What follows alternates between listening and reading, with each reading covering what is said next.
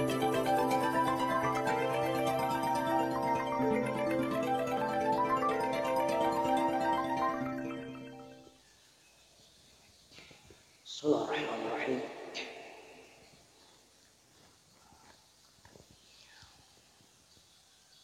Assalamualaikum warahmatullahi wabarakatuh.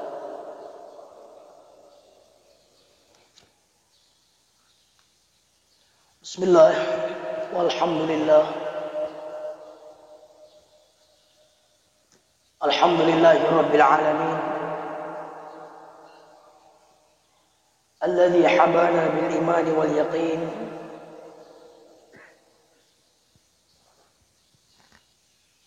Ashhadu an la ilaha illallah wa ashhadu anna Muhammadan abduhu wa rasuluh.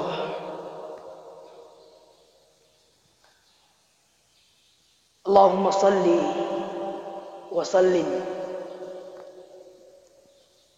wa karrim wa barik ala habibina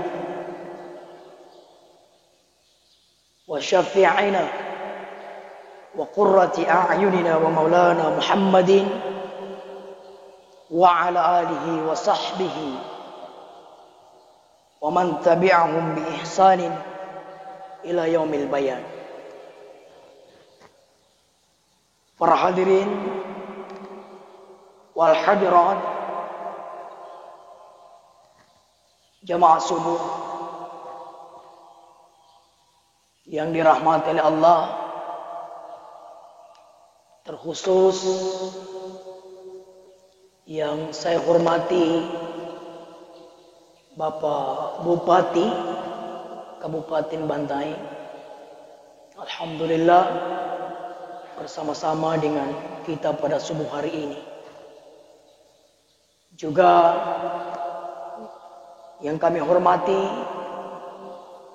Bapak Kepala Kementerian Agama Kabupaten Bantaeng, juga alhamdulillah pada subuh hari ini bersama-sama dengan kita, dan seluruh pengurus Masjid Agung Syekh Abdul Ghani yang saya hormati, dan yang saya muliakan seluruh teman-teman da'i-da'iyah, terkhusus yang tergabung dalam Ikatan Dai Muda Indonesia Kabupaten Bantaeng, atau disingkat dengan IDMI Bantaeng. Alhamdulillah, segala puji bagi Allah Subhanahu wa taala. Pada subuh hari ini senantiasa memberikan kepada kita kesehatan, sehingga kita bisa menyempatkan untuk melangkahkan kaki menuju ke masjid ini, melakukan salat subuh berjamaah yang diawali dengan salat sunnah 2 rakaat subuh, rakaat al-fajri khairum minad dunya wa ma fiha. 2 rakaat sebelum subuh itu kebaikannya dunia dan isinya. Subhanallah. Bapak Ibu sekalian, untuk tausiah singkat kita pada subuh hari ini, dalam kitab Nasaihul Ibad karangan Syekh Imam Nawawi rahimahullah, ada nasihat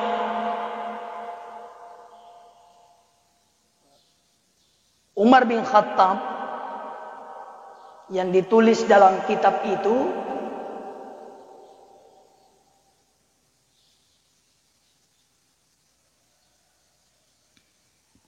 Inna Allaha katama sittatun fi sittatin. Ada 6 nasihat Umar bin Khattab yang Allah Subhanahu wa taala ada rahasia Allah menurut Umar bin Khattab yang disembunyikan. Salah satu di antaranya Umar bin Khattab mengatakan, Innallaha katamar ridha wat ta'ah. Allah menyembunyikan keridhoannya pada ketaatan yang kita lakukan.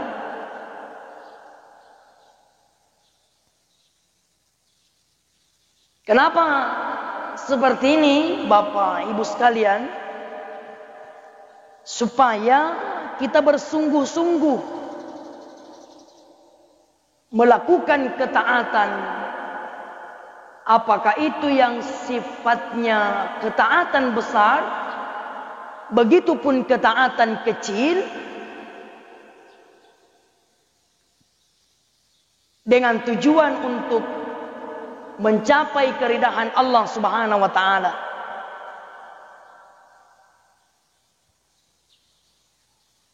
Ketaatan besar, begitupun ketaatan kecil, Bapak Ibu.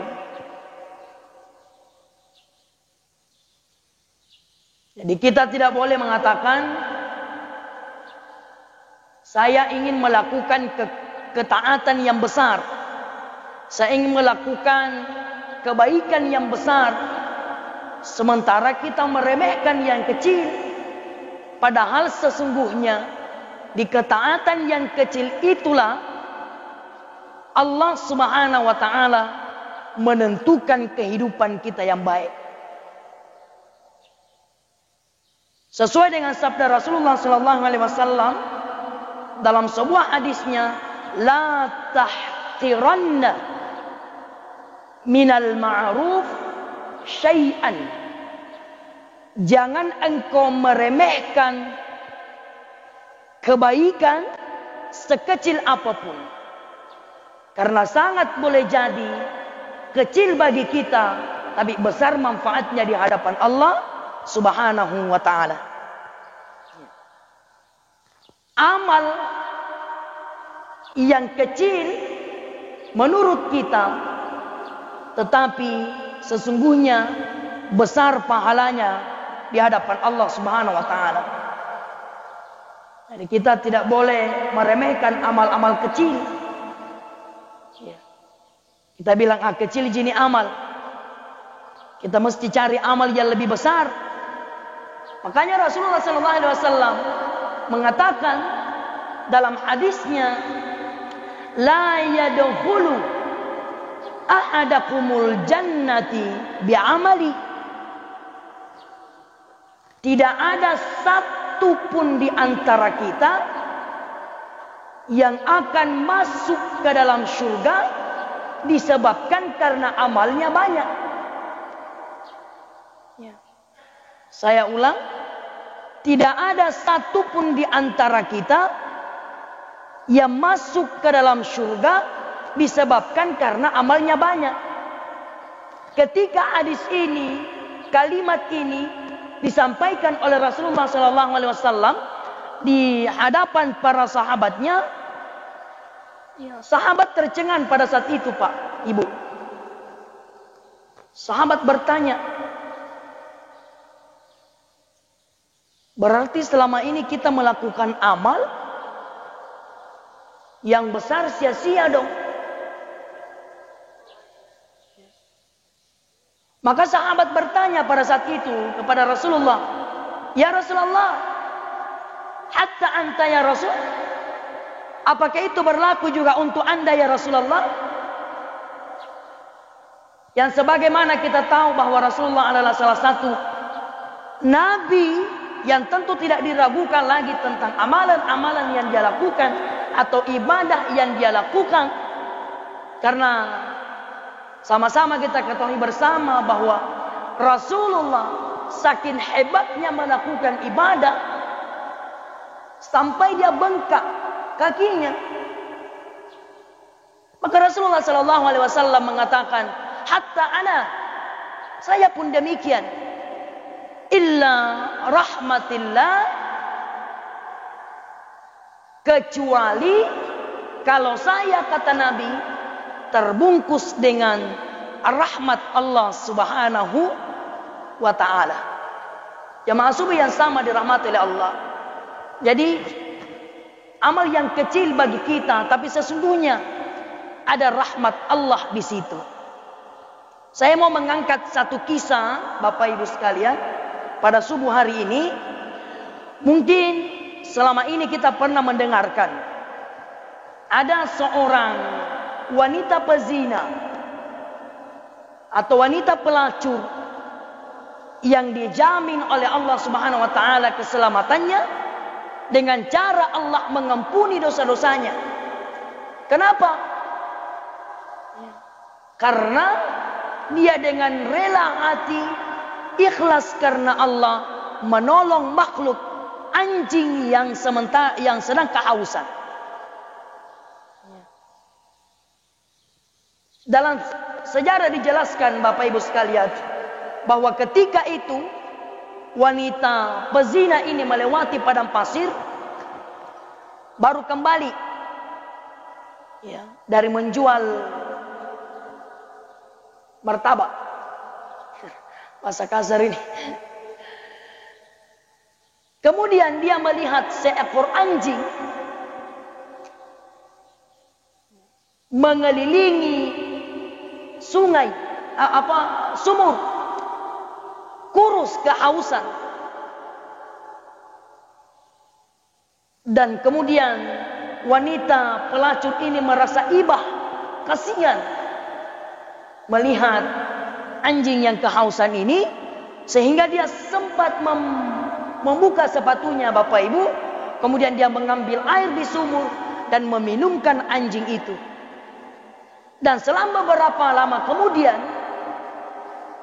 wanita pelacur ini meninggal dunia. Dan Allah sampaikan kepada malaikatnya, "Wahai malaikatku, lihat, wanita pelacur ini, saya jamin keselamatannya, saya ampuni seluruh dosa-dosanya, disebabkan karena dia ikhlas menolong makhlukku, sekalipun itu adalah anjing." Jamaah subuh yang sama dirahmati oleh Allah, cuman kita tidak boleh salah paham dalam keterangan hadis ini, Bapak Ibu sekalian. Karena saya pernah sampaikan ini di pengajian, Bapak Ibu. Sempat ada jamaah yang bilang, "Kalau begitu Ustaz, saya mau kasih minum anjing." Saya bilang, silakan kasih minum maki anjing, tapi setelah itu harus mati. Kenapa Bapak Ibu? Karena wanita pelacur ini meninggal dan diakhiri kehidupannya dengan kebaikan. Jamaah yang sama dirahmati oleh Allah. Ada juga yang memahami bahwa dengan hadis ini tidak ada larangan untuk memelihara anjing. Ini tentu salah paham. Sebagaimana yang disabdakan oleh Rasulullah sallallahu alaihi wasallam dalam sebuah hadisnya, "Man amsaka qalban fa innahu yanqusuh kulla yaumin min amalihi qiratun illa qalban harusi au masyiatin. Barang siapa yang memelihara anjing. Nah, ini mudah-mudahan tidak ada di sini, Pak. Ya. Barang siapa yang memelihara anjing, maka berkurang pahala amalan kulla yaumin, setiap harinya sebanyak 1 qiraat. Apa itu 1 qiraat? Adalah 1 gunung yang besar. Jadi subhanallah, 1 gunung besar yang pahala tak habis terkikis. Bapak Ibu. Nah, kira-kira kalau berbicara amal 1 gunung besar, ya, wallahu a'lam bisawab. Apakah sudah ada yang punya atau belum? 1 gunung besar, Pak. Pahala terkikis setiap harinya disebabkan karena kita telah memelihara anjing. Kemudian, apakah memang tidak dibolehkan memelihara anjing? Boleh. Tidak ada larangan memelihara anjing sesuai dengan hadis Rasulullah SAW mengatakan illa kalban harusi au masyiatin. Boleh memelihara anjing, ya, tetapi untuk menjaga ladang dan ternak boleh. Ya, untuk menjaga ladang dan ternak, tetapi untuk kita pelihara kemudian disimpan di rumah, nah, itu ada hadis yang mengatakan jangankan binatang anjing, bahkan gambar-gambar yang bergambar anjing saja, subhanallah, malaikat Allah subhanahu wa ta'ala tidak bisa masuk ke dalam rumah kita. Malaikat Allah tidak akan masuk ke rumah kita. Itu malaikat Allah. Ya. Tapi ada satu yang masuk, Pak. Malaikat maut. Kalau itu malaikat maut pasti masuk. Kalau itu ya biar ada foto anjing masuk dia. Iya. Malaikat pencabut nyawa. Nah, Bapak Ibu sekalian yang sama dirahmati oleh Allah Subhanahu wa taala. Jadi kita tidak boleh meremehkan. Ya. Tidak boleh meremehkan amal yang kecil, karena boleh jadi amal yang kecil disitulah keridhaan Allah Subhanahu wa taala. Yang terakhir, Bapak Ibu sekalian, adalah salah satu pesan Umar bin Khattab. Jadi Umar bin Khattab ini, Bapak, saya sampaikan, Umar bin Khattab ini adalah salah satu sahabat yang diberikan gelar Al-Faruq. Al-Faruq. Apa itu Al-Faruq? Adalah pembeda yang bisa membedakan mana yang hak dan yang mana yang batin, mana yang salah, mana yang benar, mana yang haram dan mana yang halal. Kenapa beliau dikasih dengan gelar Al-Faruq? Ya, tentunya para sahabat-sahabat dai sudah sering menyampaikan ini, bahwa salah satu sahabat yang pernah mengubur anak perempuannya secara hidup-hidup adalah Umar bin Khattab. Ya. Tetapi di sini perlu dipahami, Bapak Ibu, mohon maaf, bahwa itu terjadi sebelum Umar bin Khattab menganut agama Islam. Ya, itu terjadi sebelum menganut agama Islam. Setelah kemudian Allah memberikan hidayah Umar bin Khattab, maka disitulah diberikan gelar Al-Faruq. Ya. Sehingga itu dijelaskan dalam sejarah, Pak. Itu Umar bin Khattab, kalau dia berdoa, sahabat saja heran. Dia berdoa itu kadang menangis sejadi-jadinya, kadang juga ketawa. Kadang menangis, kadang ketawa, kadang menangis, kadang ketawa. Sahabat bertanya, Umar, Kenapa nah begitu cara ta berdoa? Masa menangis, ketawa lagi, menangis, ketawa lagi? Maka Umar pun menjawab, di saat saya menangis, disitulah saya memikirkan betapa sadisnya dulu tingkah laku atau perbuatan yang telah kami lakukan. Di saat saya ketawa, saya merasa sangat lucu. Masa sih ada anak kecil yang masih imut, perempuan, saya kubur secara hidup-hidup. Makanya Umar bin Khattab ketawa. Kenapa Umar bin Khattab mengubur bayi perempuannya pada saat itu? Karena Bapak Ibu sekalian, wanita pada saat itu dianggap tidak ada manfaatnya, dianggap tidak ada gunanya. Maka ketika ada perempuan yang adil di zaman itu, langsung dikubur secara hidup-hidup. Tapi dengan datangnya agama Islam yang dibawa oleh baginda Rasulullah SAW, kemudian derajat wanita terangkat. Alhamdulillah. Nah, yang terakhir, jamaah subuh yang sama dirahmati Allah adalah innallaha qatamal ghadibal ma'siyah. Allah Subhanahu wa taala menyembunyikan kemurkaannya pada maksiat yang kita lakukan.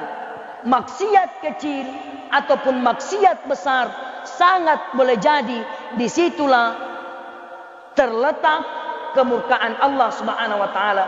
Sebagaimana Ibnu Qayyim Al-Jauzi rahimahumullah mengatakan bahwa al-ma'asi baridul kufr, kemaksiatan itu sangat dekat dengan kekufuran. Kenapa muncul perkataan Ibnu Qayyim Al-Jauzi mengatakan seperti ini? Karena maksiat itu Bapak Ibu mengajak temannya. Contoh, kalau ada orang yang kerjanya suka minum, maka pasti akan diajak yang lain. Bukan teman, bukan sesamanya yang diajak, tetapi sejenisnya. Ketika umpama dia gemar, dia suka minum, maka pasti akan terikut zina. Itu pasti Pak. Ikut zina, ikut narkoba, apalagi ikut perbuatan-perbuatan maksiat lainnya. Contoh yang kedua, ada orang yang barangkali tidak sholat, tidak pernah sholat, kadang sholat duhur atau tidak sholat asar. Nah, ketika sampai bulan Ramadan, maka kemungkinan besar akan muncul di pikirannya, jangan mau puasa deh. Kenapa? Karena selama ini tidak pernah jaminan sholat. Muncul, dia lakukan maksiat-maksiat yang lain. Maka itu dekat dengan kekufuran. Sebagaimana Ibnu Qayyim Al-Jauzi mengatakan, kama innal hamma baridul maut, seperti penyakit demam yang dekat dengan kematian. Seperti itu jamaah subuh yang sama dirahmati oleh Allah. Makanya Pak, yang paling terakhir Ibrahim bin Adham juga mengatakan bahwa boleh kita bermaksiat selama maksiat itu dilakukan di luar daripada dunia Allah atau bumi Allah Subhanahu wa taala yang menciptakan. Nah, susah barangkali kita mendapatkan bumi selain daripada bumi itu bukan Allah yang menciptakan. Yang kedua, kata Ibrahim bin Adham mengatakan, boleh kalian bermaksiat, silakan kalian bermaksiat, tapi di saat dunia ini kiamat, kemudian kalian nanti dikumpulkan di padang mahsyar, di situ tempat ditentukan tempat kekalnya kita antara surga dan neraka. Kemudian di saat Allah memasukkan kita ke dalam neraka, mampukah kita meminta kepada malaikat untuk dimasukkan kita ke dalam surga? Maka tentunya tidak. Ya, secara keras kita sampaikan, ketika dia adalah penghuni surga, maka surga baginya. Tapi ketika dia adalah penghuni neraka, maka baginya adalah neraka. Dan kita tidak mampu tawar-menawar dengan malaikat Allah Subhanahu wa taala. Yang terakhir, Ibrahim bin Adham mengatakan, silakan kalian bermaksiat di bumi ini, tetapi selama kita bisa meminta kepada malaikat ketika ajal kematian tiba, kemudian kita menahan malaikat, meminta malaikat untuk tidak mencabut nyawa kita, ternyata Bapak Ibu tidak bisa. Fala yastakhiruna sa'atan wa la yastaqdimun. Kematian kalau sudah sampai tidak akan mampu dimundurkan dan tidak akan bisa dimajukan. Bapak Ibu sekalian yang sama dirahmati Allah, saya kira dua poin ini yang bisa aku sampaikan pada subuh hari ini.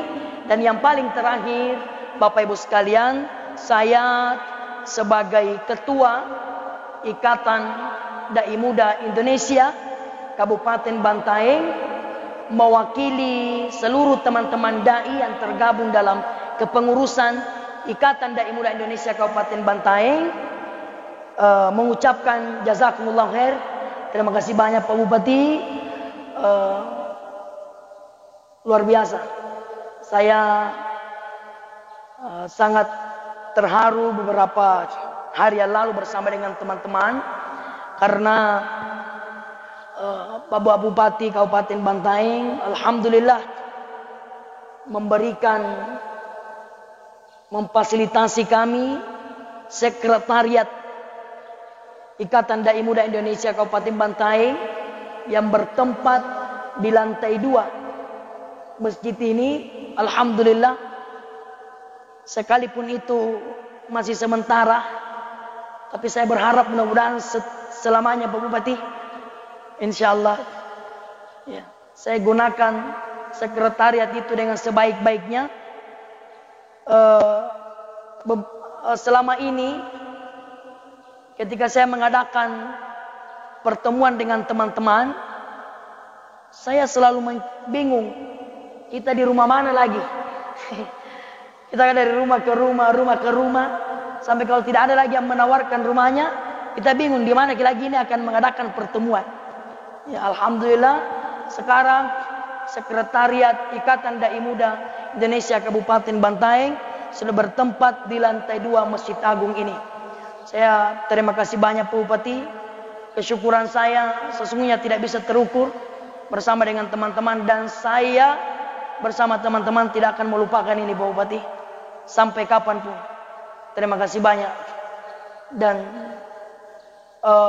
saya memang sampaikan Pak Ibu kepada Bapak Bupati bahwa Ikatan Dai Muda Indonesia Kabupaten Bantaeng tergabung beberapa dai-dai mudanya Kabupaten Bantaeng, memang perlu perhatian juga terhadap pemerintah daerah Kabupaten Bantaeng, karena program yang dilakukan oleh IDMI ini Bapak Ibu bukan saja ceramah, tetapi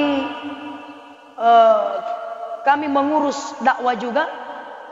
Saya sampaikan kepada Bapak Bupati dan Bapak Kemenak bahwa ada beberapa masjid Pak di Bantaeng yang tidak melaksanakan sholat Jumat disebabkan karena tidak ada khutbahnya, tidak ada khotbahnya. Maka alhamdulillah dengan keberadaan IDMI di Kabupaten Bantaeng, saya berikan dia khotbah, sehingga saya susunkan dia jadwal khutbah, sehingga dia alhamdulillah rutin melaksanakan khutbah setiap salat Jumat, ya, setiap hari Jumat. Saya kira demikian Bapak Ibu sekalian, dan saya mohon kepada Bapak Bupati Kabupaten Bantaeng, Bapak Kepala Kementerian Agama Kabupaten Bantaeng, dan Ketua Pengurus Masjid Agung untuk saya ajak untuk sebentar setelah kegiatan ini jalan-jalan ke sekret Pak Bupati, melihat kondisinya sekret. Siapa tahu ada yang mau ditambahkan lagi. Terima kasih banyak Pak Bupati. Saya kira demikian. Insya Allah kami akan terus bermitra dalam kegiatan keagamaan ini dengan Pemda Kabupaten Bantaeng. Demikian, mohon maaf atas segala kekurangannya. Innallahil musta'an wa alaihi tuklan. Billahi taufik wa sa'ada. Wassalamualaikum warahmatullahi wabarakatuh.